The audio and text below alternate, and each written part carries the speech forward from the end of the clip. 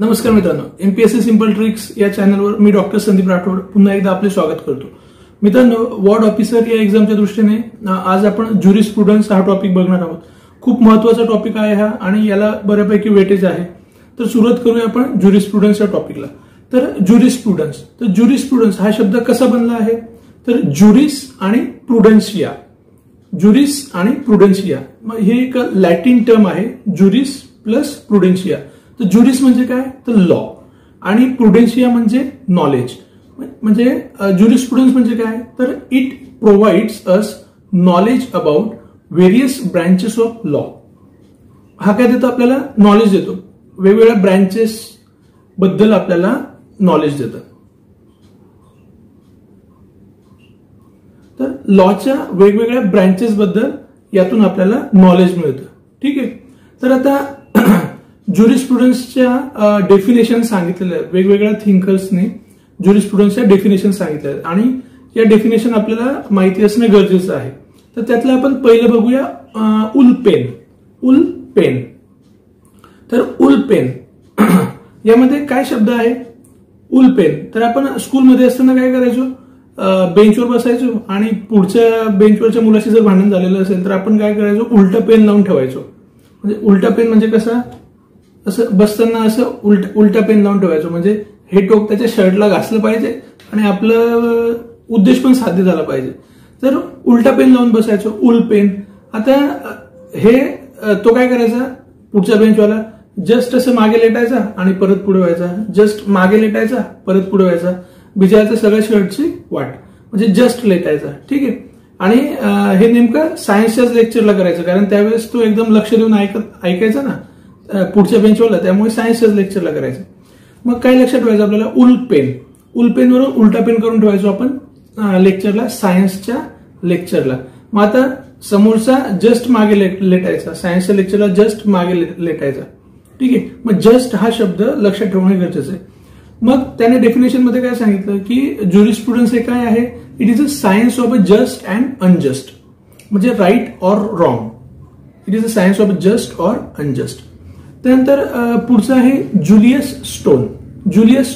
ठीक आहे. मग जुलियस स्टोनचं याने व्याख्येमध्ये काय मेन्शन केलं की लॉयर्स एक्स्ट्रा व्हर्जन बद्दल सांगितलं. ज्युरिस्प्रुडन्स हे काय आहे? तर लॉयर्सचं एक्स्ट्रा व्हर्जन आहे. हे त्यांनी सांगितलं. म्हणजे लॉयर लॉ कसा अप्लाय करतात यालाच ज्युरिस्प्रुडन्स म्हणून त्याने सांगितलं आहे. तर आता लॉयर कसे असतात? लॉयरला ते जेव्हा कोर्टामध्ये त्यांची केस प्रेझेंट करतात, ठीक आहे, तेव्हा त्यांचं एक्स्ट्रा टॅलेंट, त्यांना एक्स्ट्रा व्हर्जन त्यांना दाखवावं लागतं. आणि जर त्यांनी काही नाही दाखवलं आणि केस हरले तर मग क्लायंट काय करणार? स्टोननेच त्यांना मारणार. मग स्टोनने मारणार. कोण मारणार? क्लायंट मारणार. कोणाला मारणार? लॉयरला मारणार. म्हणून लॉयरला काय दाखवावं लागेल? एक्स्ट्रा व्हर्जन त्यांचं दाखवावं लागेल कोर्टरूम मध्ये ती केस जिंकण्यासाठी. म्हणून जुलियस स्टोन यांची व्याख्या काय आहे की jurisprudence is a lawyer's extra version. ठीक आहे. त्यानंतर पुढचं आहे सालमंड. ठीक आहे.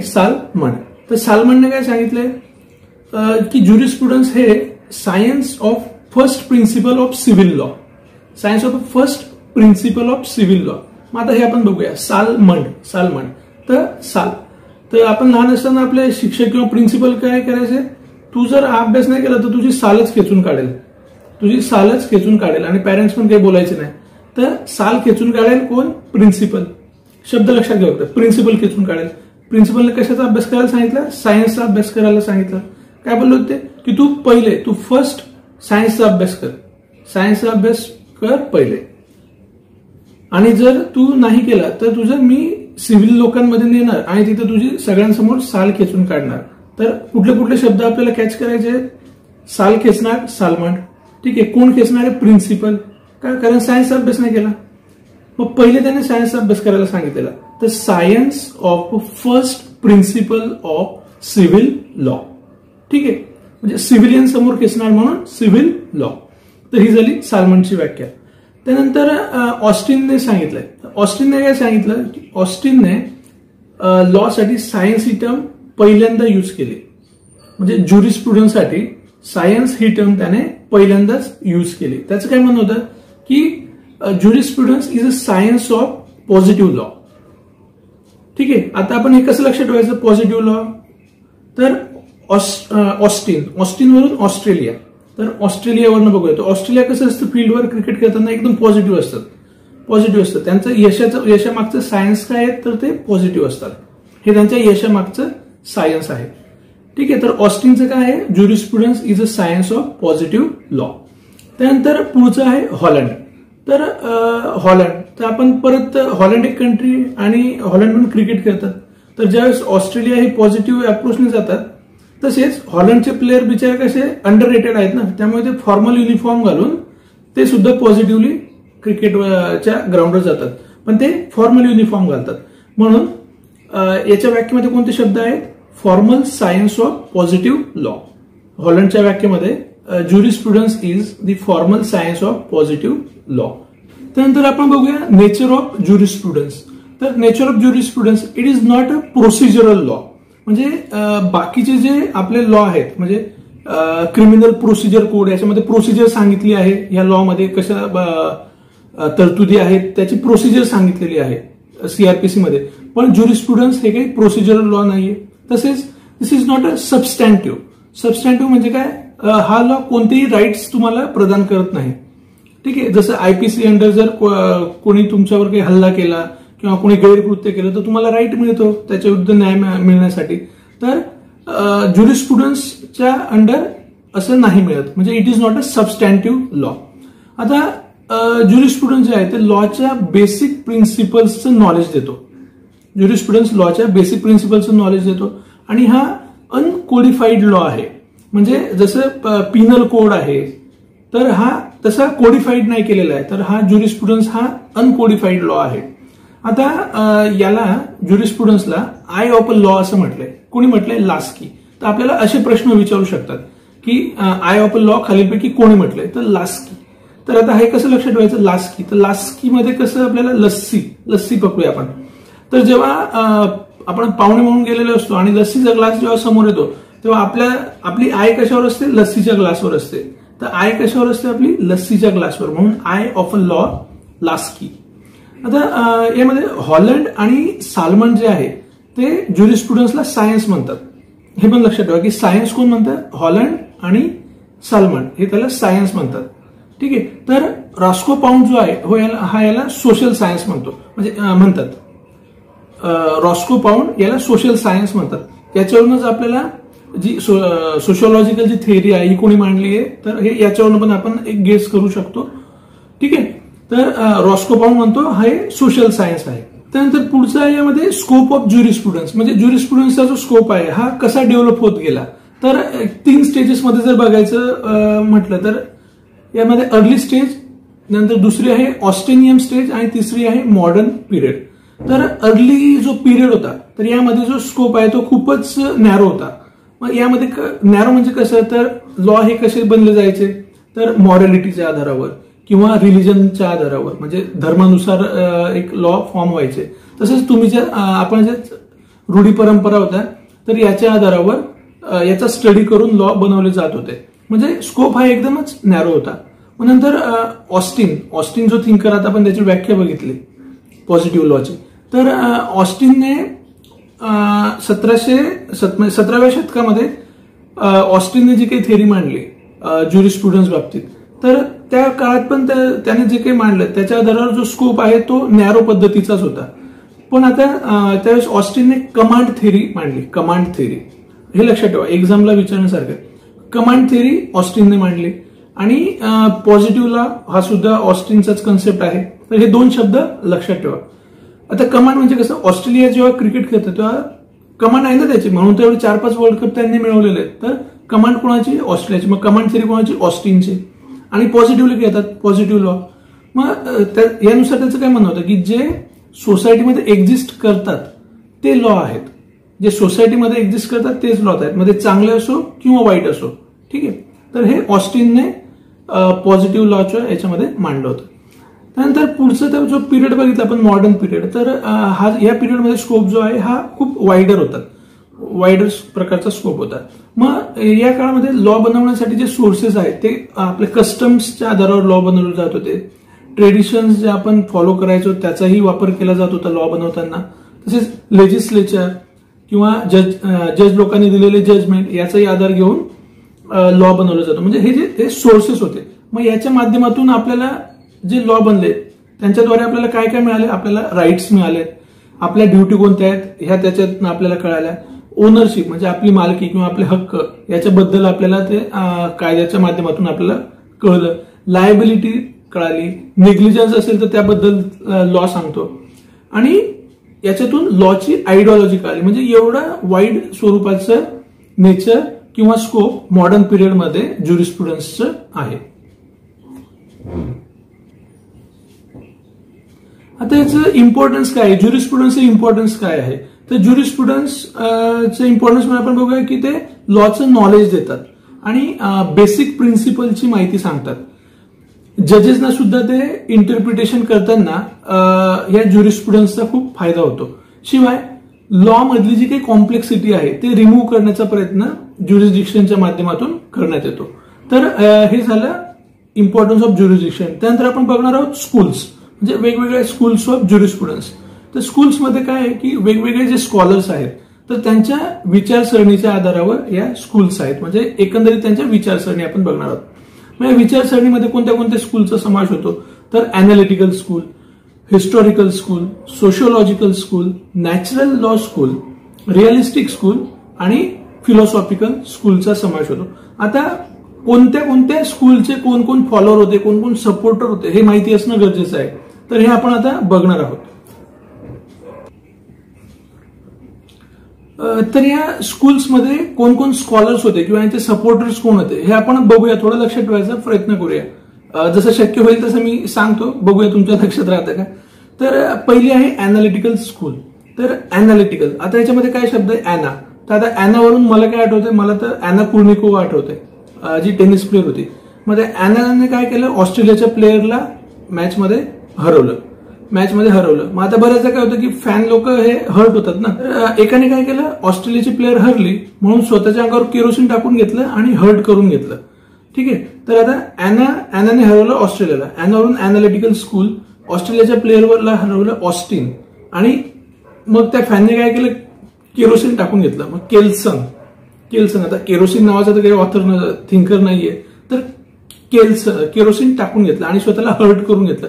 तर हर्ट करून घेतला, HART, हार्ट. तर हे आहे अॅनालिटिकल स्कूलचे थिंकर्स. त्यानंतर हिस्टोरिकल स्कूल. तर हिस्ट्रीवरनं आता मला काय सुचत नव्हतं, मला एवढंच आठवलं की मला थोडं हिस्ट्री आठवली आपल्या गावाकडची. म्हणजे गावाकडे कसं असतं, कोंबडी चोर भरपूर असतात आणि माहिती असतं प्रत्येकाला, प्रत्येकाची हिस्ट्री माहिती असते की बाबा एखाद्याची कोंबडी जर त्या टोपल्याच्या खालून निघाली की हा बाजूचा त्याला गायबच करतो, अशी हिस्ट्री असते. मग आपापली कोंबडी आपण सेव्ह करून ठेवायला पाहिजे. आता हे कशाच्या आधारावर सांगतो आपण की जी हिस्ट्री आपल्याला माहिती आहे त्याच्या आधारावर. ठीक आहे. आणि जर ती सेव्ह नाही केली तर मग हेन दिसली त्याची मानच मोडून घेतात. मग शेजारचे हेन दिसली की त्याची मान मोडून घेतात.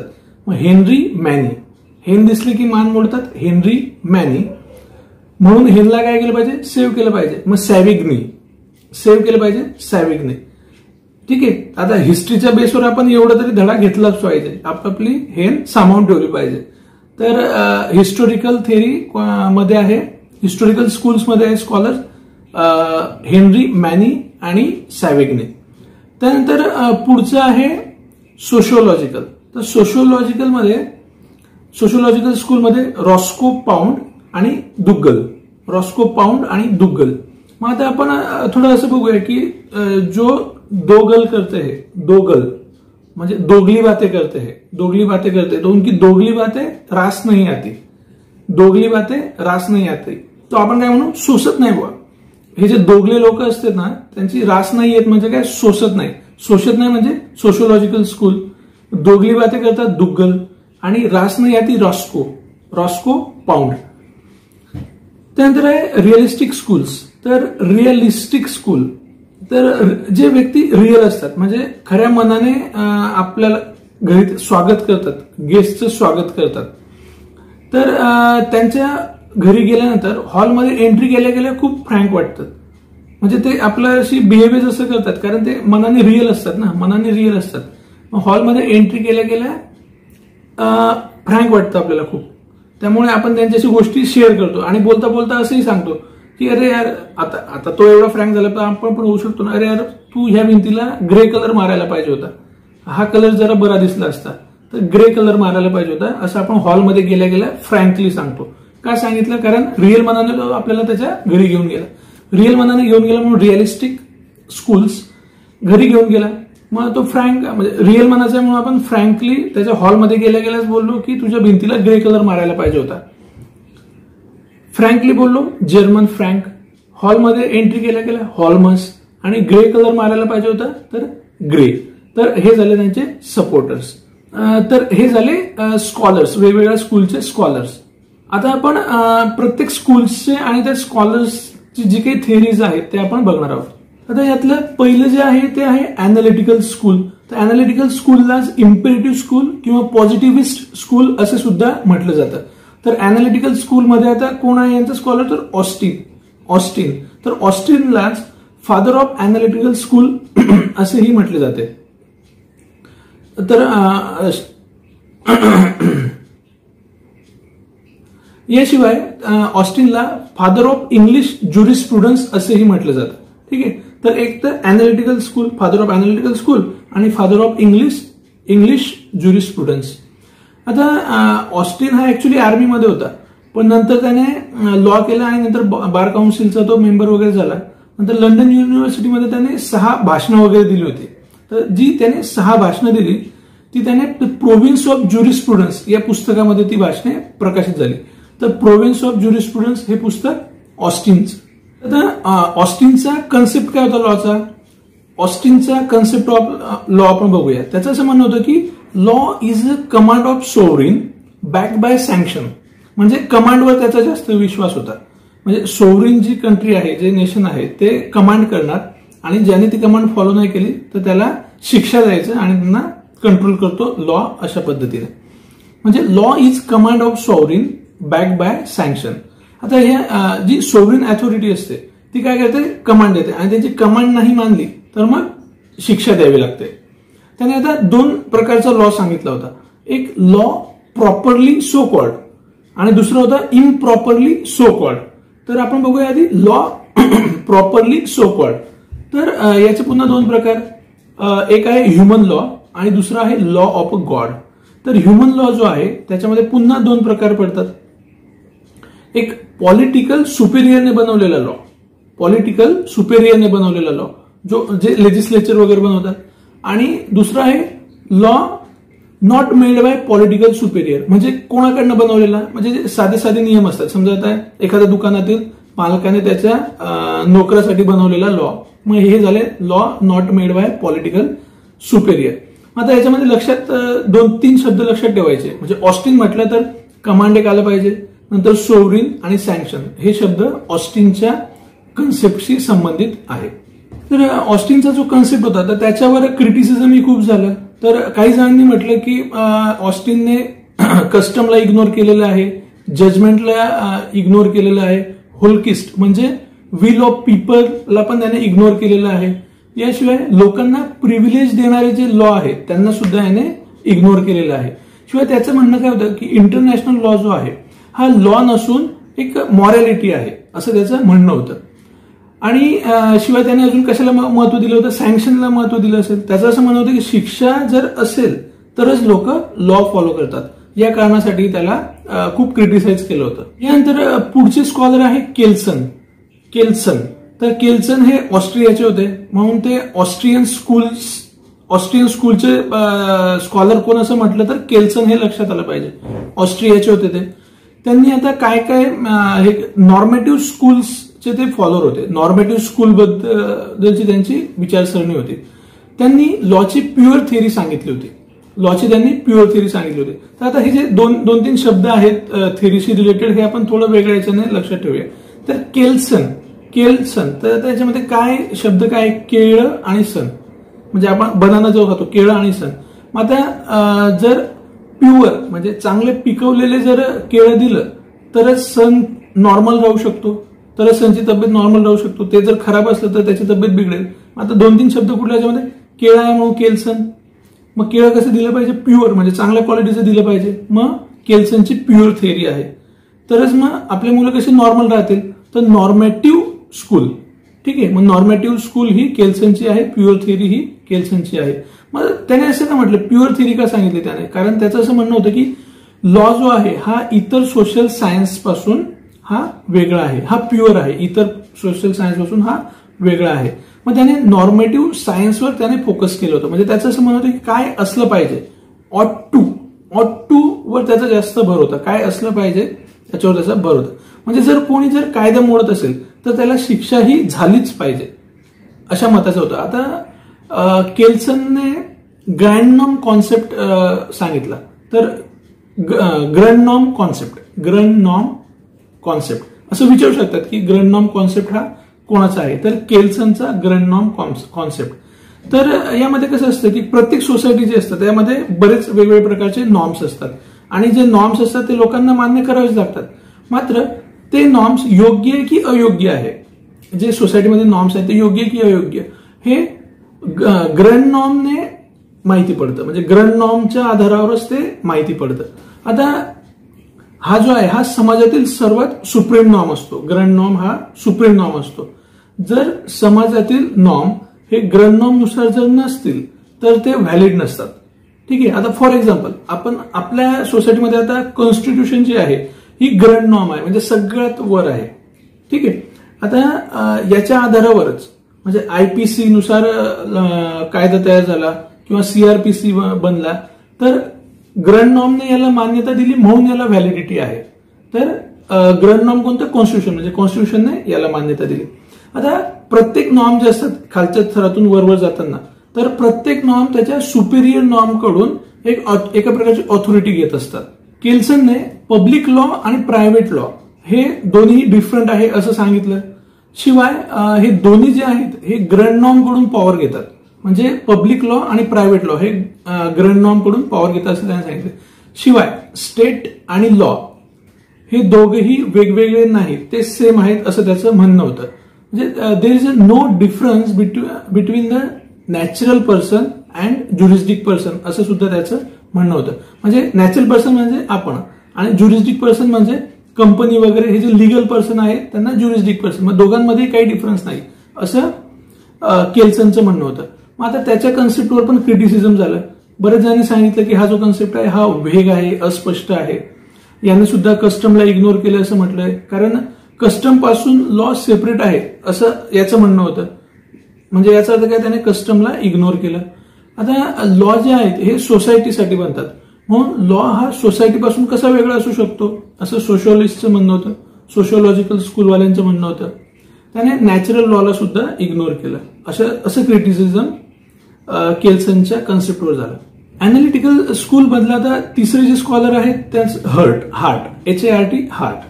तर त्यांचं काय म्हणणं होतं की law is a set of primary and secondary rules, म्हणजे रूल्स बद्दल बोलतायत, ठीक आहे. तर आता यामध्ये प्रायमरी रूल्स म्हणजे काय की हे जे रूल्स आहेत हे व्यक्तीवर ड्युटी, त्यांच्या रिस्पॉन्सिबिलिटीज आणि त्यांचे राईट्स इम्पोज करतात. तर सेकंडरी रूल्स काय असतात, जर प्रायमरी रूल्स मधील जे काही डिफेक्ट आहे ते दूर करण्यासाठी सेकंडरी रूल हेल्प करतात. म्हणजे सेकंडरी रूल हे प्रायमरी रूलला सपोर्ट करतात. मग या रूलमध्ये rule of recognition, rule of change आणि रूल ऑफ ऍडज्युडिक्शनचा समावेश आहे. बेसिक याच्यामध्ये काय लक्षात ठेवायचं, हार्टचं काय rules, primary and secondary rules. तसं ऑस्टिनचं लक्षात ठेवायचं तर कमांड, ठीक आहे. आणि केल्सनचं लक्षात ठेवायचं तर pure theory, grand norm concept. यानंतर पुढची स्कूल आहे हिस्टोरिकल स्कूल. तर हिस्टोरिकल स्कूल तर आपण त्यांचे स्कॉलर बघितले आपण, हेनरी मॅनी आणि सॅव्हिग्नी. तर हिस्टोरिकल स्कूलचं काय म्हणणं होतं की लॉ हे बनवले जात नाही, लॉ हे असे स्पेशली बनवले जात नाही, तर लॉ हे शोधून काढले जातात. मग आता कसं काय, त्यांचं म्हणणं होतं की लॉ हे जे आहेत हे ओल्ड आहे, लॉ हे ओल्ड कन्सेप्ट आहे. म्हणजे सोसायटीमध्ये ते ऑलरेडी होते, ते काय कोणी बनवले नव्हते आणि त्याच्याच आधारावर सोसायटीमध्ये त्यांचे रुटीन कामं सुरू असायची, कारण त्यांनी त्यांच्यासाठी लॉ हे त्यांच्याच कृत्यातून त्यांनी शोधून काढले होते, लॉ हे बनवलेले नव्हते. तर हे हिस्टोरिकल स्कूलवाल्यांचं म्हणणं होतं. आता यातला पण पहिलं बघूया सॅवेग्ने. तर सॅवेग्ने तर हा जर्मन स्कॉलर होते सॅवेग्ने. तर नॅचरल लॉची जी थेरी आहे ही त्यांनी रिजेक्ट केली होती. मग हे पण लक्षात असलं पाहिजे आपलं, सॅवेग्नेने नॅचरल लॉची थेरी रिजेक्ट केली होती. तर त्याचं म्हणणं होतं की लोकांनी त्यांच्यातील कस्टम्स फॉलो केलेत, म्हणजे समाजामध्ये जे काही कस्टम्स होते ते फॉलो केले आणि त्याच्यापासून लॉ बनला. म्हणजे कस्टम मधूनच त्यांनी लॉ शोधून काढला. आता लोकांच्या विलनुसार लॉ बनवला जातो असं त्याचं म्हणणं होतं. म्हणजेच काय, होल्क जिस्ट. होल्क जिस्ट म्हणजे होल्क आणि जिस्ट. होल्क म्हणजे पीपल आणि जिस्ट म्हणजे विल, म्हणजे पीपलच्या विलनुसार लॉ बनवला जातो. तर हे पण खूप महत्वाची टर्म आहे. होल्क जिस्ट हा कन्सेप्ट कोणाचा आहे हे लक्षात ठेवणं गरजेचं आहे. तर सॅवेग्नी यांचं होल्क जिस्ट हा कन्सेप्ट आहे. मग त्यांनी काय सांगितलं की it's a will of a people. Law develops according to the language. म्हणजे वेगवेगळ्या प्रदेशामध्ये कसे लोक राहतात, समाज कसा आहे, मग त्या समाजानुसार लॉ डेव्हलप होत जातो. Law is not universal but it is a dynamic and it changes according to the society. Custom is only source of a law. हे पण खूप महत्वाचं आहे. म्हणजे हे कस्टम हाच फक्त सोर्स आहे लॉचा. हे कोणी सांगितलं, तर सॅवेग्नेने सांगितलं. Custom is only source of a law. तर त्याने जे सांगितलं की कस्टम हाच एक सोर्स आहे, तर याच्यावर पण खूप क्रिटिसिझम झालं. कारण लॉ बनवण्यासाठी तर कस्टम व्यतिरिक्त बरेचसे सोर्सेस आहेत की ज्याच्या आधारावर लॉ बनलेला आहे. याशिवाय त्याने हे पण सांगितलं की लोकांच्या विलनुसारच, पीपलच्या विलनुसारच लॉ बनवले गेले पाहिजे. पण काही लॉ असे आहेत की लोकांच्या इच्छेविरुद्धही बनवले जातात. जसं आता शेतकऱ्यांसाठी जे कृषी कायदे बनले तर हे लोकांच्या इच्छेविरुद्धच आहेत. शिवाय त्याने जज मेड लॉ जे आहेत याच्यावर त्याने फोकस नाही केलं आणि लेजिस्लेचरला सुद्धा त्याने इग्नोर केलं. या पद्धतीने त्याच्यावर क्रिटिसिझम केलं जातं. त्यानंतर पुढचे स्कॉलर आहेत हेनरी मॅनी. हेनरी मॅनी तर यांनी काय सांगितलं की ज्या प्रोग्रेसिव्ह स्वरूपाच्या सोसायटी असतात तर त्यांच्यामध्ये स्टेटस पासून तर कॉन्ट्रॅक्टकडे मुवमेंट होत असते. म्हणजे movement from status to contract. मग ही टर्म कोणाशी संबंधित आहे, तर हेनरी मॅनीशी. Movement from status to contract म्हणजे सोसायटीमध्ये जे वेगवेगळे स्टेटस आहेत तर त्या स्टेटसनुसार कामाचं वाटप असतं. फॉर एक्झाम्पल, लो कास्ट असेल तर त्यांना खालच्या दर्जाचे कामं दिलेली जातात. अप्पर कास्ट असेल तर त्या स्वरूपाचे उच्च दर्जाचे कामं ते करत असतात. मात्र जी प्रोग्रेसिव्ह सोसायटी असते तिथे सगळ्यांना फ्रीडम असतं आणि स्टेटस काहीही असलं तरी ते कोणतेही काम करू शकतात. आणि अशाच प्रकारची सोसायटी जी आहे ही डेव्हलप होत असते. हे हेनरी मॅनी यांनी सांगितलं. याशिवाय हेनरी मॅनी यांनी लॉच्या डेव्हलपमेंटच्या स्टेजेस सांगितल्या. तर त्या 4 स्टेजेस आपण बघूया. तर पहिलं कसं आहे की डिव्हाइन नेचर ऑफ लॉ. म्हणजे लॉ जो आहे हा देवानेच दिलेला आहे जणू काही. त्यामुळे सुरुवातीला कसं व्हायचं, सगळेच जण ते फॉलो करायचे कारण हा लॉ डिव्हाइन आहे म्हणून सर्वांकडनं फॉलो व्हायचा. आणि जास्त जणांनी फॉलो केलं, जास्त काळासाठी फॉलो केलं तर ती कस्टम पडायची. मग कस्टमरी लॉ म्हणजे सेकंड स्टेज काय, कस्टमरी लॉ. आता ही कस्टम झाली म्हणजे समाजामध्ये त्याला मान्यता मिळाली. कस्टमच ती एक प्रकारची रूढी झाली ती.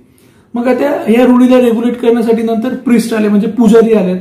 मग पुजारींनी डूज अँड डोंट सांगितले म्हणजे काय करायला पाहिजे काय नको करायला पाहिजे ह्या गोष्टी सांगितल्या आणि त्याला रेग्युलेट करायचा प्रयत्न केला.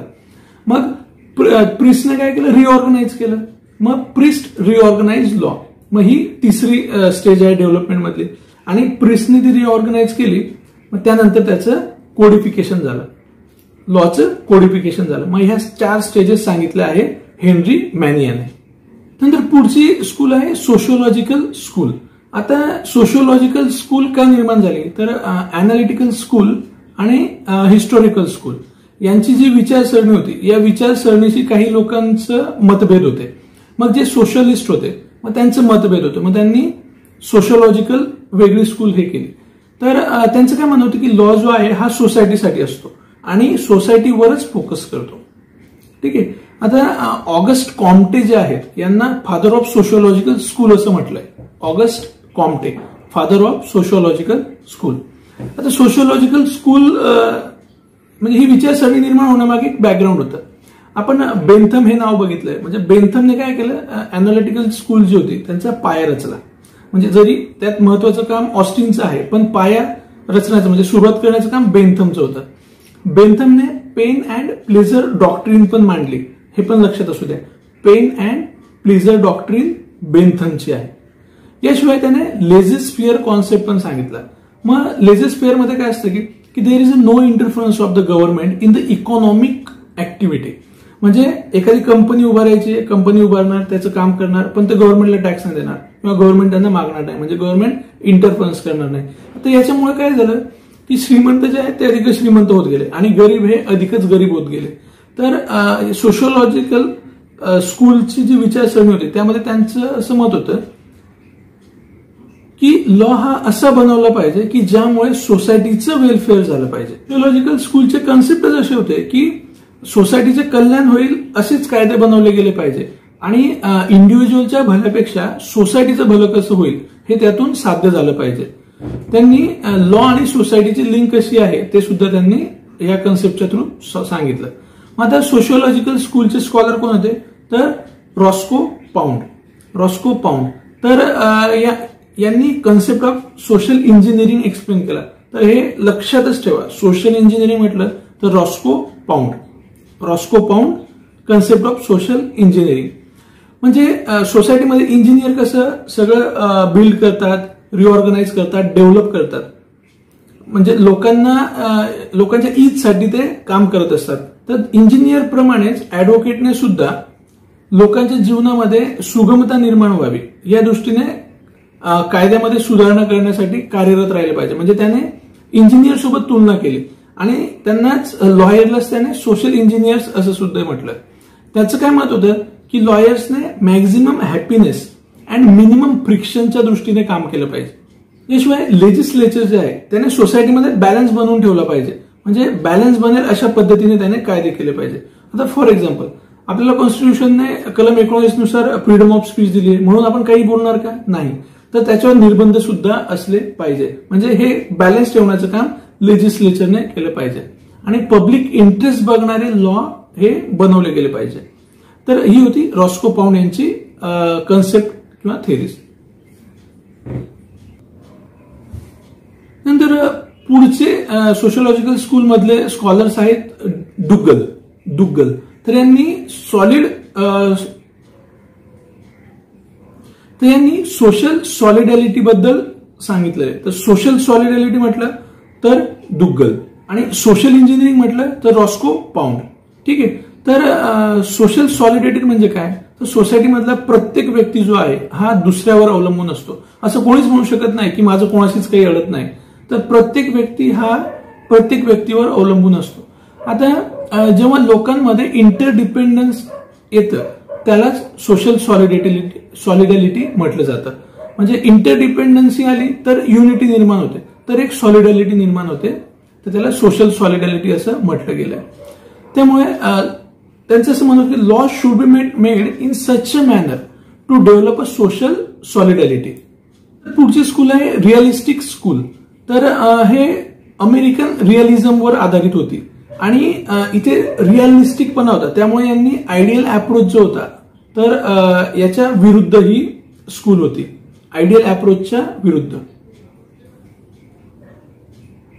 Realistic school is a mixture of a sociological and analytical schools. म्हणजे यांच्या विचारसरणीचं हे मिक्सचर होतं रिअलिस्टिक स्कूल.